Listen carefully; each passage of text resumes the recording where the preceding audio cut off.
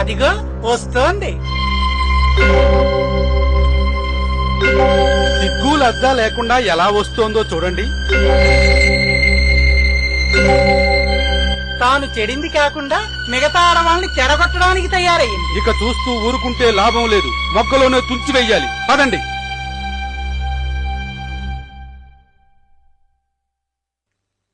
ఆగవే, ఆగు. ఎక్కడికి వెళ్తున్నావు? ఇంకెక్కడికి? స్త్రీ జనోద్ధరణ కోసం. మొగుడు పెళ్ళాలిద్దరూ కలిసి పెట్టారుగా బడి, అక్కడికే అయి ఉంటుంది. ఏమే, అక్కడికేనా? అవును. ఎంత పొగరే నీకు! ఆడవాళ్లకు చదువు నేర్పిస్తావా? బతికి బట్ట కట్టాలనే. అదేం తప్పు పని కాదు కదయ్యా. తప్పున్నారా? వంటింట్లో పడి అంట్లు తోముకోవలసిన ఆడవాళ్ళకి అక్షరాలు నేర్పిస్తావా? ఎంత పాపం! స్త్రీ చదువుకోవడం పాపమా? అవును, మహాపాపం. తప్పండి. మీలాంటి విఘ్నులు అనాల్సిన మాట కాదు. ఓహో, మా విజ్ఞతనే వేలెత్తి చూపేంత గొప్పదానివయ్యావా? అయ్యా, నేనేం గొప్పదాన్ని కాదు.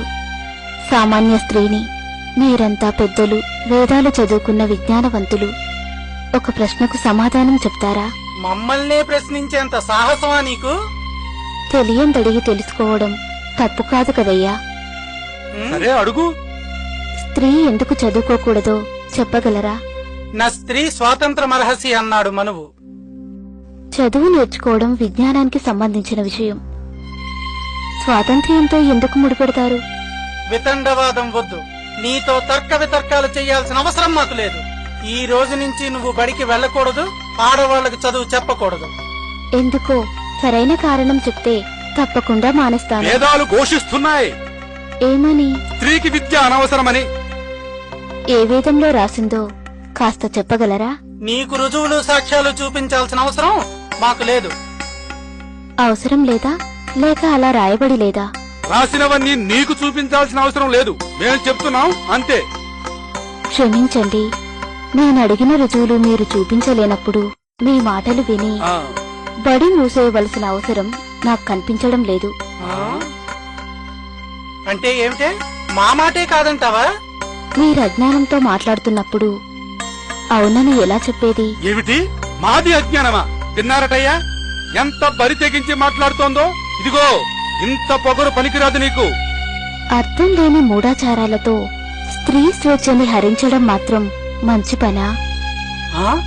అంటే అంటే ఏమిటే నీ ఉద్దేశం? నీలాగే మా ఆడవాళ్లకు కూడా స్వేచ్ఛనిచ్చి ఊరి మీద కుదిరేయమనే? విన్నారటయ్యా దీని ప్రాలాపనలు.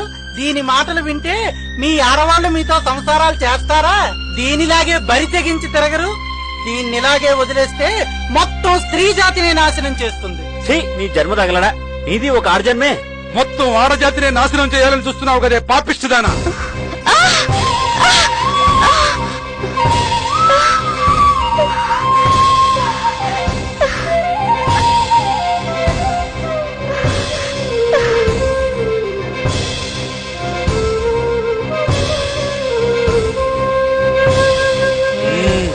ఇదే చెప్తున్నా విను. ఇంకోసారి ఇలా జరిగిందంటే చంపి ఉప్పు పాత్ర వేస్తా, జాగ్రత్త. పదండి.